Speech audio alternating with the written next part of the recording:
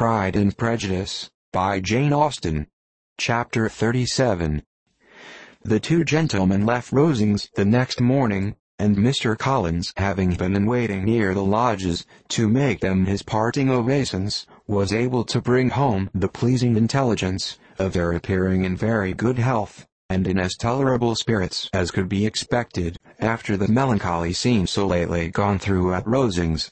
To Rosings he then hastened, to console Lady Catherine and her daughter, and on his return brought back, with great satisfaction, a message from her ladyship, importing that she felt herself so dull as to make her very desirous of having them all to dine with her. Elizabeth could not see Lady Catherine without recollecting that, had she chosen it, she might by this time have been presented to her as her future niece, nor could she think, without a smile, of what her ladyship's indignation would have been. What would she have said? How would she have behaved?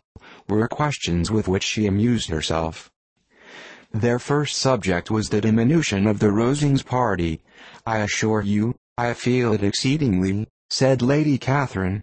"I believe no one feels the loss of friends so much as I do, but I am particularly attached to these young men, and know them to be so much attached to me.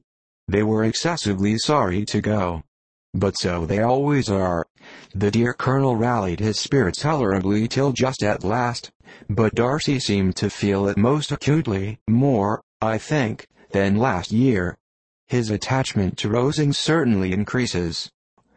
Mr. Collins had a compliment, and an allusion to throw in here, which were kindly smiled on by the mother and daughter. Lady Catherine observed, after dinner, that Miss Bennet seemed out of spirits, and immediately accounting for it by herself, by supposing that she did not like to go home again so soon, she added, "But if that is the case, you must write to your mother and beg that you may stay a little longer. Mrs. Collins will be very glad of your company, I am sure." "I am much obliged to your ladyship for your kind invitation," replied Elizabeth, "but it is not in my power to accept it. I must be in town next Saturday." "Why, at that rate, you will have been here only 6 weeks. I expected you to stay 2 months. I told Mrs. Collins so before you came. There can be no occasion for your going so soon. Mrs. Bennet could certainly spare you for another fortnight. But my father cannot.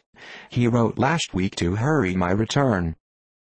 "Oh, your father of course may spare you, if your mother can. Daughters are never of so much consequence to a father.